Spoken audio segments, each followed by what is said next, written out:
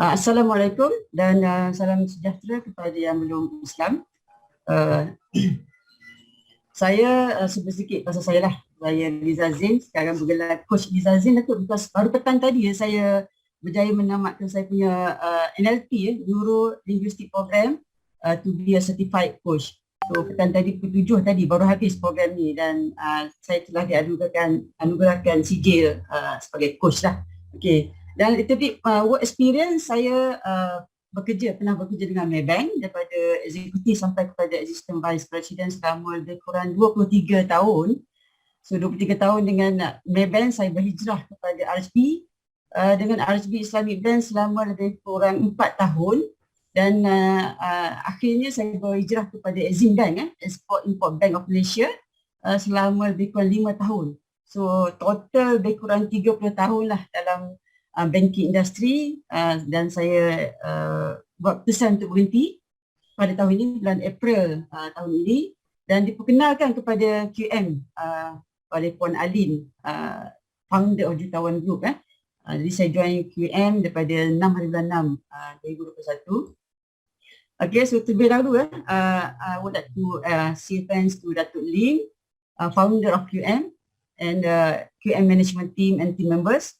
Tak lupa juga kepada Puan Aida, founder of Angel Group, Puan Alin, founder of Jutawan Group, dan kepada semua QM consultants dan investor yang hadir pada malam ini. Terima kasih kerana memberikan peluang kepada saya untuk berkongsi sedikit ilmu tentang langkah menguruskan kewangan secara bijak dan sistematik. Okay. So saya bukan nak berceramah pada malam ini, cuma saya nak berkongsi sedikit pengajaran daripada surah inilah sebenarnya. Kalau kita tengok baca surah Yusuf ayat 44 hingga 47 ni bercerita pasal kisah Raja Mesir yang bermimpi tentang 7 ekor lembu yang gemuk-gemuk dimakan oleh 7 ekor lembu yang kurus, dan bagaimana 7 bulir ataupun tangkai gandum yang hijau dan 7 yang layu lah ya. Jadi kat sini Nabi Yusuf alaihissalam ni bukan saja mentafsir tentang dia, tapi dia memberikan jalan penyelesaian yang mana katanya baginda beritahu Mesir ni akan dapat bercucuk tanam selama 7 tahun terus menerus. Maknanya ambil peluang dalam selama 7 tahun yang betul-betul ni bercucuk tanam sebanyak-banyaknya, jangan berhenti. Kerana saya tidak nampak.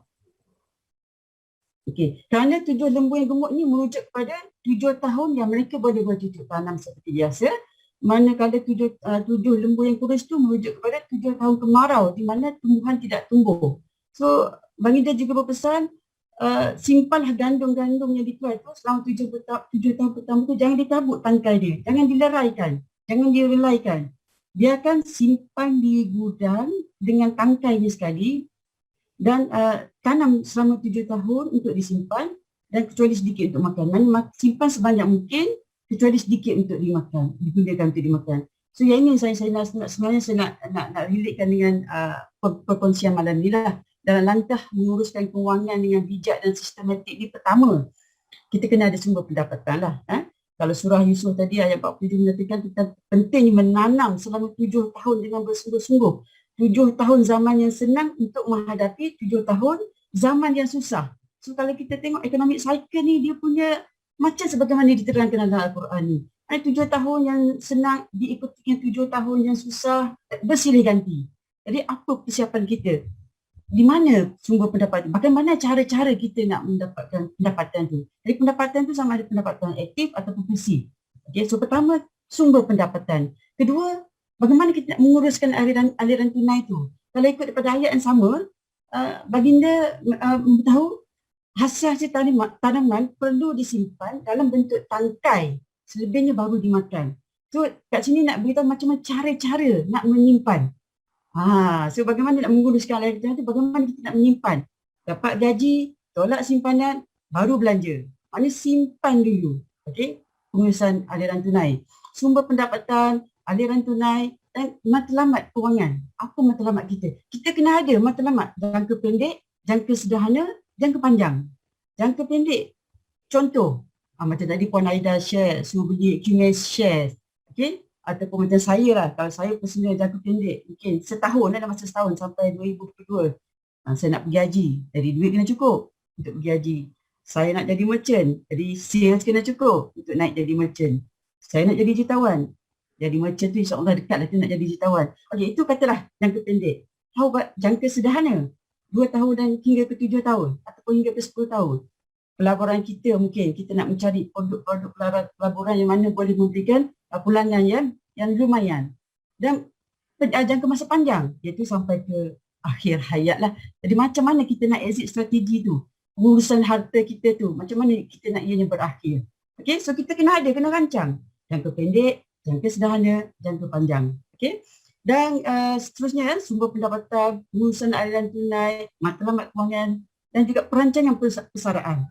Ya, sekarang kita ada gaji, pada yang bergaji pada yang dah untuk bersaran tu, bagaimana kita merancang? Kita nak supaya ada pendapatan dari pelaburan yang dapat menggantikan apa-apa pendapatan kita sekarang ini di masa muda, masa pekerja ni.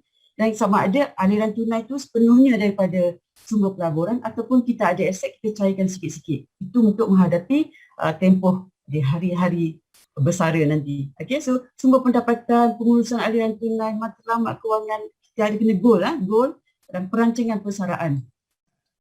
Okey, seterusnya pengurusan pelaburan, produk-produk pelaburan. Sama ada kita nak do it yourself, kita nak beli sendiri saham, bond, sukuk, derivatif, kripto, unit trust, emas, golden emas, digital emas dengan QM ataupun fizikal.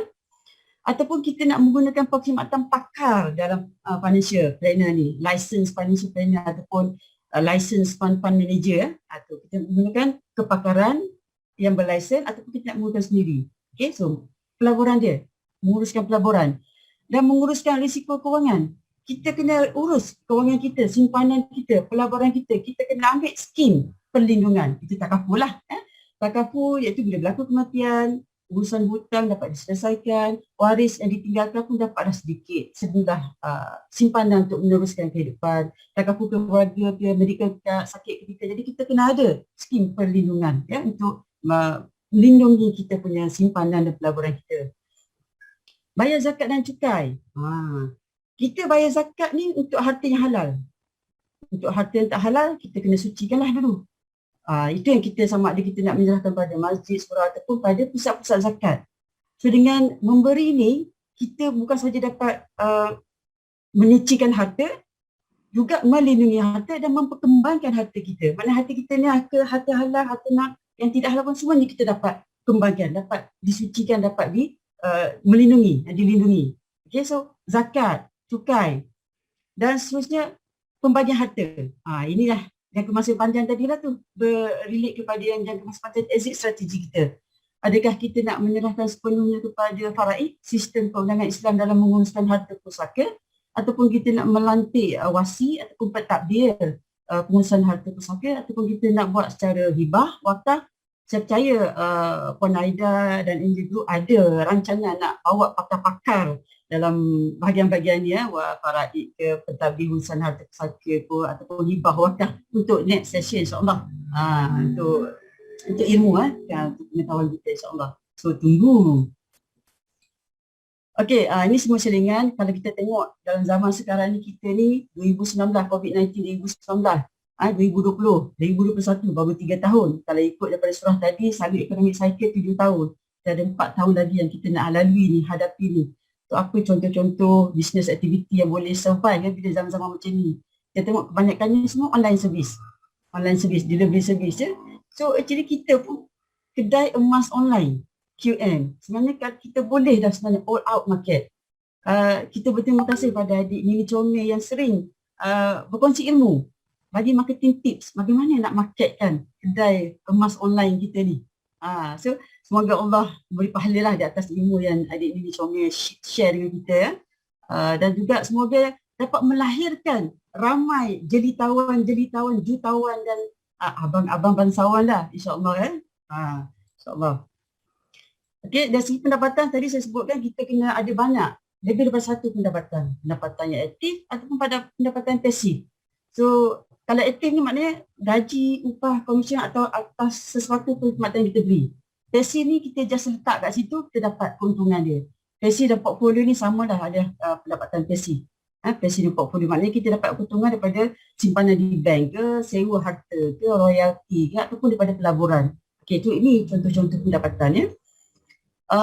Okey, sebagai otai banker ni, saya nak tekankan yang inilah. Okey, bila kita ada pendapatan, percentage macam mana? Ideally, kita nak bahagi-bahagikan tu.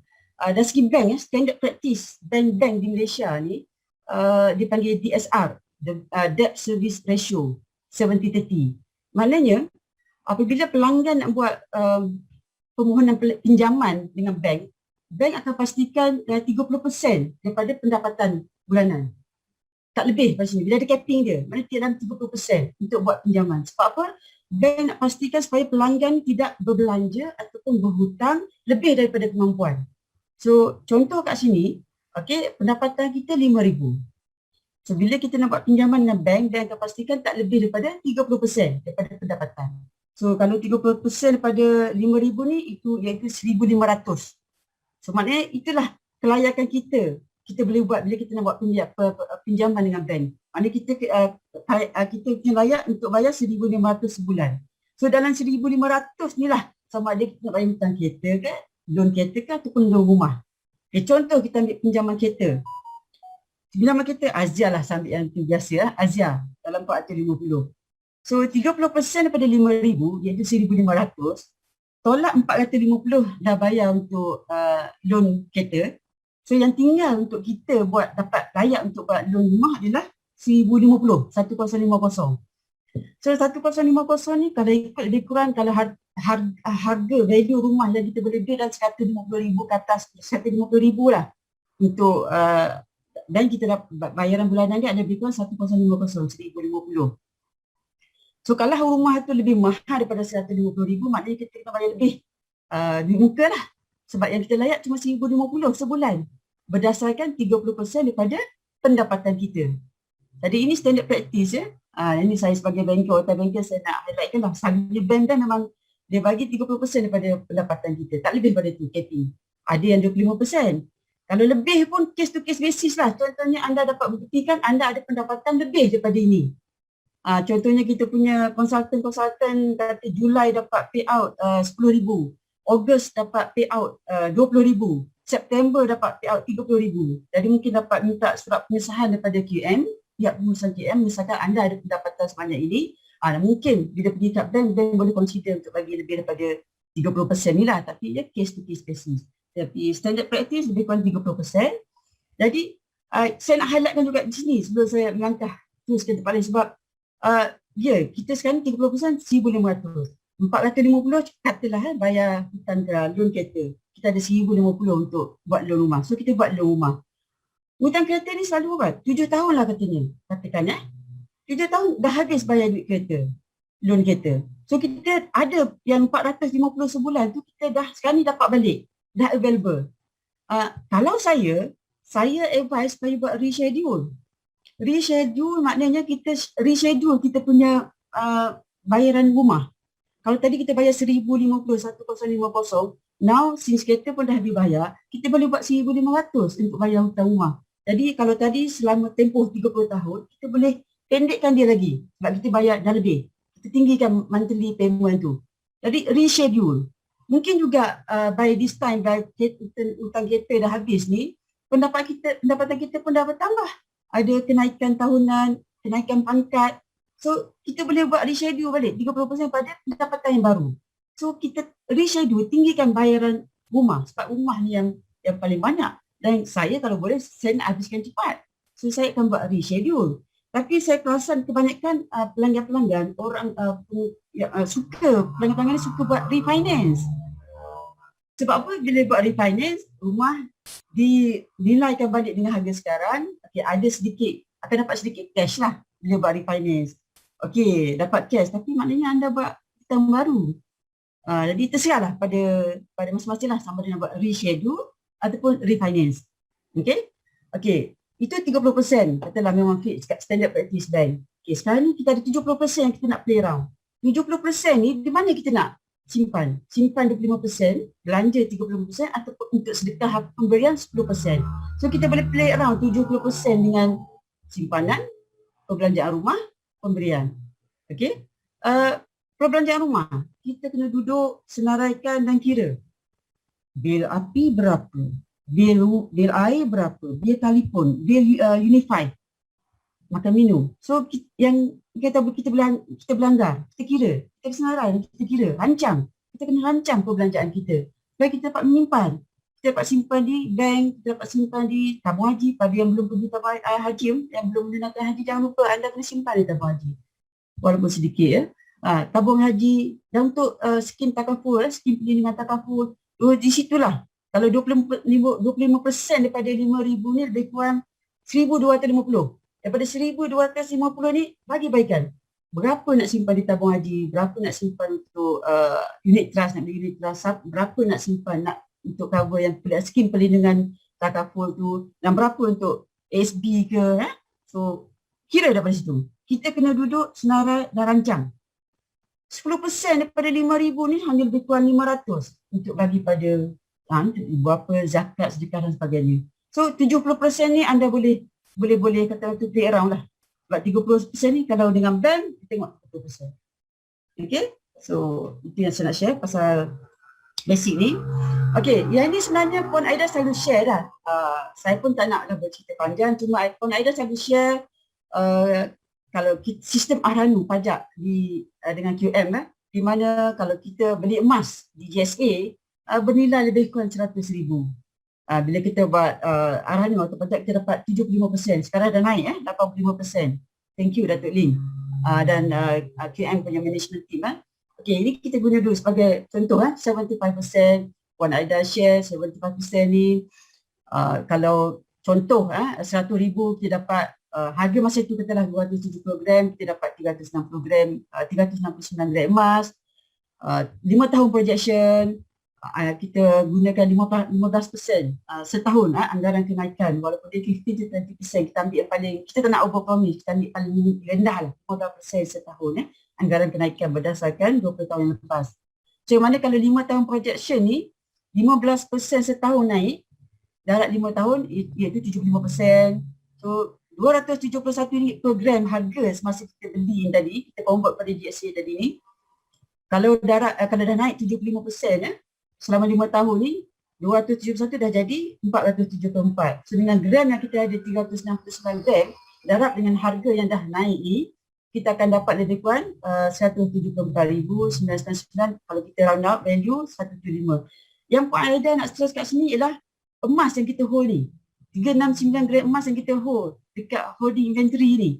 Dalam masa 5 tahun, dia akan memberikan pulangan tolak fee 3.5% setahun darat 5 tahun, tolak financing yang kita pinjam tadi, yang kita dapat pembiayaan daripada KM 75,000, kita dapat lagi net cash bersih 86,000 berdasarkan emas yang kita simpan tadi dekat holding inventory. Itu yang Puan Aida cerita. Dan saya nak teruskan pada ini adalah 75,000 ni.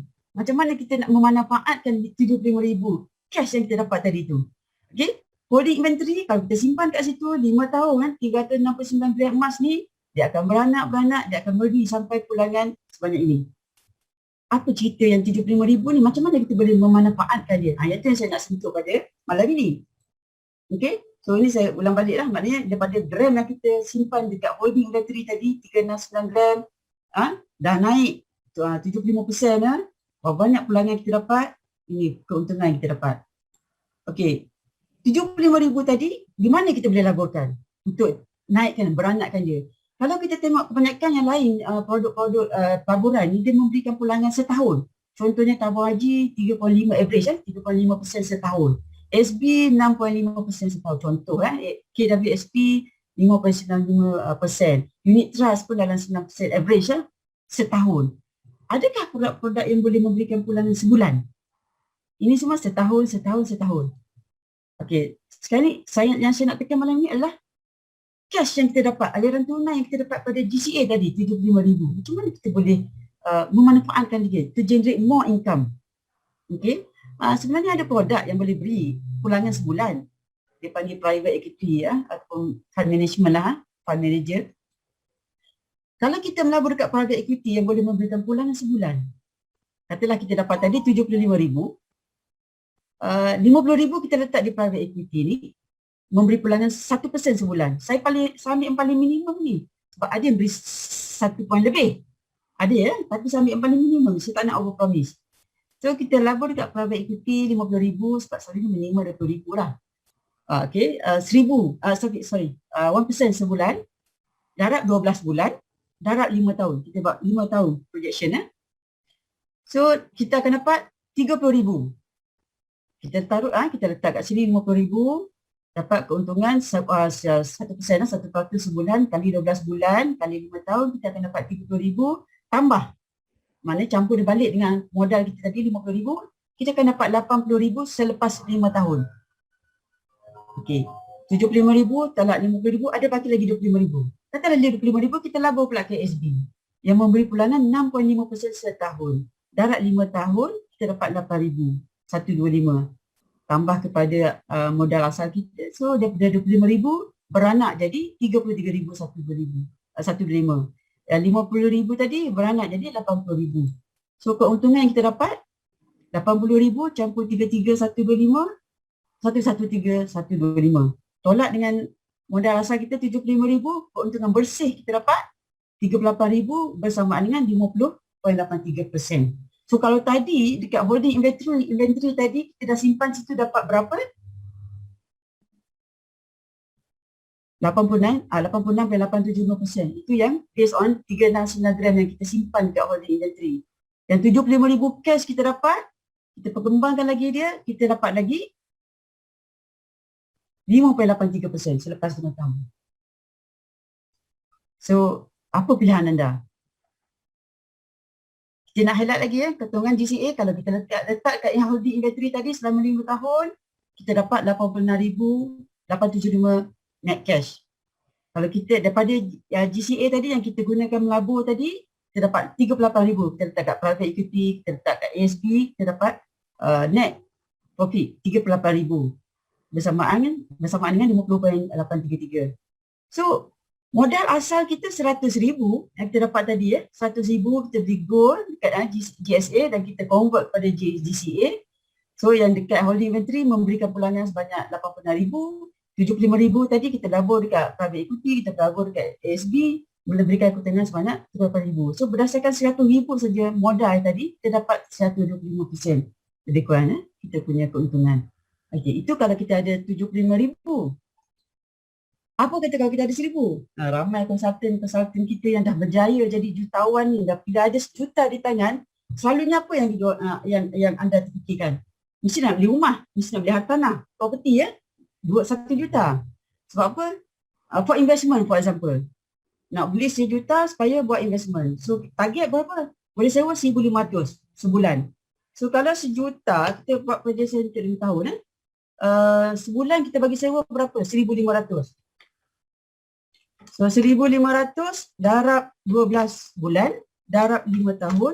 Mana kalau kita 1 juta kita beli rumah dan kita buat investment bagi sewa, kita akan dapat lebih 90,000 selepas 5 tahun. 1 juta punya investment. Sebab nak kata sewa 2,000, kalau saya penyewa lah. Kalau saya penyewa, kalau dah penyewa 2,000, baik saya beli sendiri rumah. Buat hutang dengan bank. Bayar dekat bank 2,000. Kalau saya mampu bayar 2,000 sebulan, baik saya buat pinjaman rumah. Kalau lama rumah tu jadi milik saya. Betul tak? Jadi nak buat investment ni kita kena fikir. Kita beli cash. Memang orang-orang lama nak simpan duit, beli cash. Sebab dulu tak banyak produk-produk pelaburan. Sekarang ada banyak pilihan. So, daripada kita beli cash, why not? Kita ambil 400,000, kita bayar buat beli muka. Yang 600,000 kita buat loan. Loan ni selalu average 4.5% setahun. Kita projection untuk 5 tahun lah 5 tahun. So bank punya keuntungan 135. Maknanya kalau kita buat loan 600,000 campur dengan bank punya keuntungan 135, 600 ni akan jadi lebih kurang hutang kita dengan bank lebih kurang 600,000 campur dengan 135 iaitu 735,000. So itu kita hutang dengan bank. 400 kita bayar cash di muka. Okey, so sejuta, tolak 400,000, ada lagi 500, ada lagi 600,000. Kata 500,000 kita labur kat private equity juga yang memberi pulangan sebulan. Saya ambil paling minima ni 3% sebulan. Ada yang bagi lebih daripada 3%. Saya tak nak overpromise. 3% sebulan. Kali 12 bulan, kali 5 tahun. So 500 tadi kita dapat 900,000. Itu baru keuntungan. Campur balik dengan modal kita 500,000, minus 1.4 million. 900 keuntungan campur dengan modal asal 500,000. Now duit kita dah beranak daripada 500,000 dah jadi 1.4 juta. Ada lagi bagi kan, sejuta, tolak 400, bayar muka rumah, 500 masuk private equity, ada lagi 100,000. Katalah kita letak kat SD. Memberi pulangan 6.5% setahun kali 5 tahun dapat 32,500. So duit kita beranak daripada 100,000 campur 32,500 dah jadi 132,500.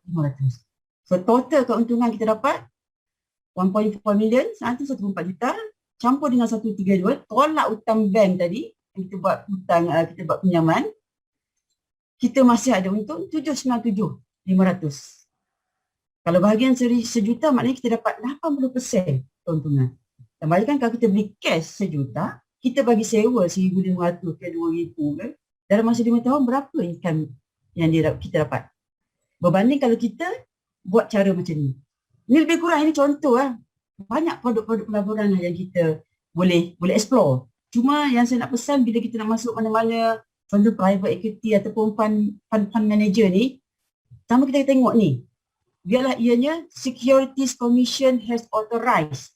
Kita nak tengok satu, dapat authorization daripada Securities Commission, SC. Dan kita tengok dia punya syariah advisor. Kalau boleh kita cari yang syariah compliant lah.